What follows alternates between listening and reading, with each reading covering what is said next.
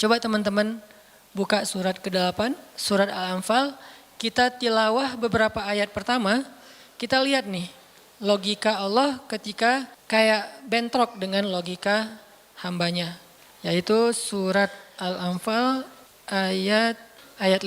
Kita baca ayat 5 sampai ayat 8. Ini salah satu peristiwa ketika logika Allah kayak bentrok dengan logika manusia. Kepengennya Allah beda sama kepengennya hamba. Terus apa yang dilakukan hamba itu, terus apa hasil setelah itu? Kita coba baca ayat 5 sampai ayat 8. A'udzu billahi minasy syaithanir rajim. Bismillahirrahmanirrahim. Kama akhrajaka rabbuka min baitika bil haqq wa inna fariqam minal mu'minina lakarihun. يجادلونك في الحق بعدما تبين كأنما يساقون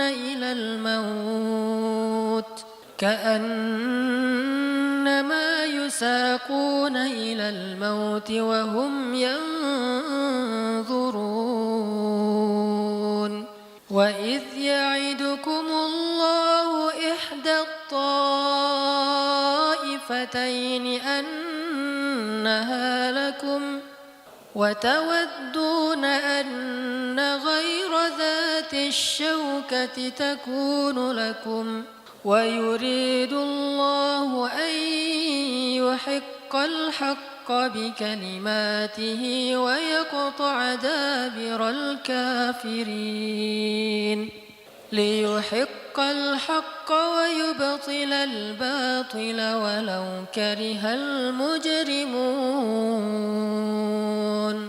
Yaitu sebagaimana Tuhan kalian telah menyuruh kalian untuk pergi dari rumah kalian dengan sebenar-benarnya. Meskipun sesungguhnya sebagian dari orang-orang yang beriman itu tidak menyukainya. Mereka membantahmu wahai Muhammad tentang kebenaran setelah nyata bahwa mereka pasti akan menang. Seakan-akan mereka dihalau kepada kematian sedang mereka melihat sebab-sebab kematian itu.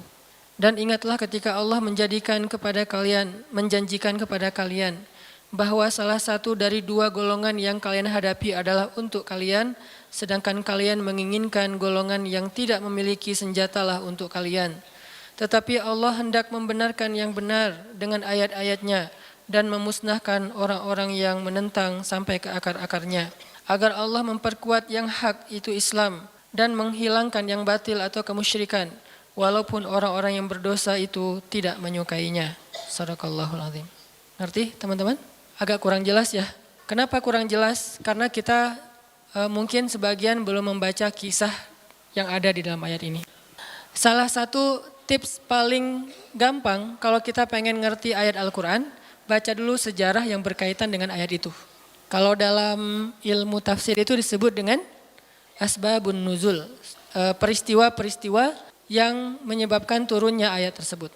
Contohnya surat Al-Anfal. Kalau teman-teman pengen ngerti surat Al-Anfal, coba sebelum baca surat Al-Anfal, baca dulu peristiwa Perang Badar secara lengkap. Nanti di buku sejarah tuh ada Perang Badar, cari yang paling tebal, biar nanti pas kita baca detail, banyak hal-hal kecil yang kita jadi ketahuan. Baca peristiwa Perang Badar, setelah berkali-kali baca udah ngerti banget, kayak nonton film berkali-kali sampai hafal. Setelah itu coba baca surat Al-Anfal, pasti beda. Seolah-olah kita ngalamin ketika ayat itu turun. Itulah bedanya sahabat sama kita. Mereka lebih mengerti Al-Quran karena mereka ngalamin. Nah kita kan cuma membaca teks sejarah tidak mengalami. Tapi kalau kita baca sejarah berkali-kali lalu baca Al-Anfal, itu akan lebih berasa. Itu yang saya alami. Termasuk ayat yang tadi kita baca. Apa sih yang terjadi sampai turun ayat kayak gini? Yang terjadi dulu di tahun kedua setelah Nabi hijrah ke Madinah, orang-orang Mekah yang dipimpin oleh Abu Sufyan mau berdagang ke Syam. Apa yang mereka bawa dalam karavan dagang? Harta-harta orang Islam yang dirampas ketika orang Islam hijrah ke Madinah. Jadi kayak misalnya Abu Bakar hijrah ke Madinah, harta Abu Bakar yang ditinggalin di Mekah itu dirampas sama Abu Sufyan. Terus ada Suhaib bin Amr Ar-Rumi, hijrah ke Madinah. Semua harta yang ditinggalkan di Mekah, pasarnya, ladangnya, ternak-ternaknya diambil oleh Abu Sufyan lalu didagangkan ke Syam. Setelah 2 tahun kaum muslimin berada di Madinah, dapat kabar nih kalau Abu Sufyan dan karavan dagangnya baru pulang dari Syam membawa keuntungan hasil dagang harta kaum muslimin yang dirampas di Mekah. Berarti yang dibawa oleh Abu Sufyan harta siapa? Harta kaum muslimin ya, harta sahabat. Sehingga Nabi mengatakan, mari kita cegat Abu Sufyan yang ngelewatin jalur dekat kota Madinah, karena memang itu jalur lintas antar negara. Mari kita cegat Abu Sufyan dan kita ambil kembali hak kita. Itu tawaran Nabi kepada orang-orang Muhajirin. Makanya bisa dibilang perang Badar ini perang khusus buat orang Muhajirin. Orang Ansor nggak boleh ikut. Karena awalnya juga pengen ngambil harta orang Muhajirin. Itu skenario awal. Mencegat karavan dagang untuk mengambil kembali hak mereka. Yang namanya karavan dagang kan nggak banyak pengawal. Beda dengan pasukan perang. Paling-paling pengawalnya 10-20 dibandingkan sahabat yang 300 orang, ini kecil. Sedangkan keuntungannya kalau berhasil mencegat besar. Jadi tantangannya, resikonya kecil, keuntungannya besar. Ini skenario awal. Sehingga para sahabat semangat. Udah 2 tahun kita kelaparan, udah 2 tahun kita nggak punya apa-apa. Bergantung kepada orang Ansor, nggak enak sama orang Ansor. Masa makan terus di rumah orang?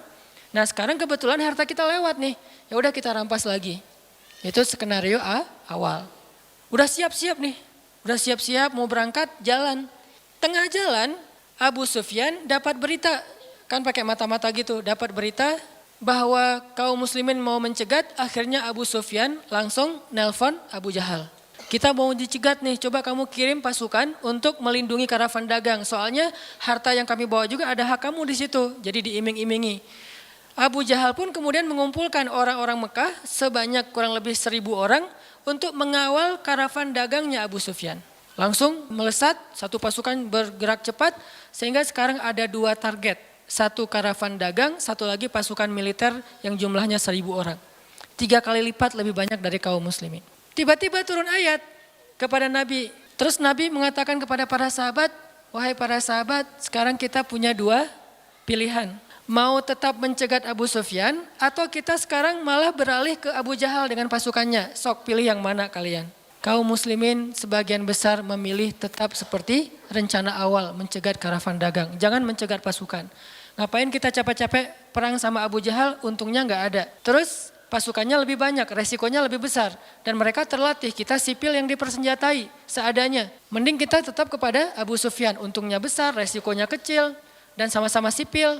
Tapi ternyata ketika disuruh pilih kayak gitu, kaum muslimin udah memilih pilihan mereka, Allah memilih pilihan Allah. Kata Allah, enggak, aku memilih kalian menghadapi Abu Jahal. Berat gak sih kayak gitu? Ini matematika Allah, hitung-hitungannya Allah nih. Logika Allah. Kadang hidup kita kayak gitu banget teman-teman. Kita pengen kuliahnya ini, ternyata yang lulusnya bagian ini. Saya dulu pengen kedokteran, tapi lulusnya malah ke Mesir. Ya alhamdulillah, karena nilai eksatnya jelek. Ya udahlah ke Mesir aja. Dan ke Mesir juga dulu niatnya bukan mau kuliah, mau main. Wah bagus juga kan dulu ada Dunia dan Berita suka perkiraan cuaca gitu kan, internasional. Kairo hujan gitu, wah Kairo pengen kuliah ke luar negeri. Artinya bukan pengennya saya ke Kairo, tapi Allah menghendaki kayak gitu. Bukan pengennya saya menikah, Allah yang menginginkan. Saya pengennya dari dulu bukan waktu itu. Lulus SMA atau belum lulus mah nikah, tapi pengennya Allah usia 22 tahun. Ada yang 32 tahun. Ada yang 42 tahun. Nah pengennya kita mah udah mau nikah nih sekarang nih. Tapi pengennya Allah jangan, kamu jaga ibu dulu. Pengennya kita kerjanya kayak gini nih, usaha. Tapi takdirnya Allah jadi misalnya masuk ke pegawai negeri. Atau sebaliknya pengennya pegawai negeri malah jadi pengusaha dan seterusnya. Ada lulusan sains tapi usahanya di usaha kuliner. Ada yang kayak gitu. Ada teman saya lulus ITB planologi, tata kota. Tapi usaha kuliner, tapi alhamdulillah dan sukses. Jadi kadang-kadang kepengennya kita sama Allah itu suka bentrok. Dalam kondisi kayak gitu apa yang harus kita lakukan? Termasuk kepengennya kita nggak punya anak dulu, tapi nggak tahu gimana caranya tiba-tiba punya anak misalnya. Kan bukan kepengennya kita, atau pengen punya anak tapi belum punya aja. Kayak Nabi Zakaria gimana nih? Ketika apa yang kita inginkan dengan apa yang Allah inginkan kesannya bentrok. Itulah yang terjadi kepada kaum muslimin dalam perang Badar. Mereka pengen Abu Sufyan, Allah pengen Abu Jahal. Sehingga Allah katakan di ayat 5-nya, wa inna fariqam minal mu'minin lakarihun. Walaupun sebagian orang-orang yang beriman itu karihun, nggak suka. Sehingga pada diam-diam mereka sebetulnya ngeluh gitu. Kenapa ya jadi berubah gini, tahu gini dari awal, gitu kan ya. Mulai desas-desus di antara kaum muslimin. Karihun, tidak suka dengan pilihan ini, nggak suka dengan tawaran ini. Inilah yang terjadi. Dan kita kadang-kadang juga karihun dengan kehendak Allah. Karihun, kenapa sih harus kayak gini? Kenapa sih saya hidupnya gini-gini amat? Kenapa saya yang diperlakukan kayak gini? Kenapa? Dulu ada satu tips, katakan saja la'allahu khair. Ya mudah-mudahan ada kebaikan di sini. Yang penting saya udah ikhtiar, jadinya kayak gini, ya udah jalanin aja.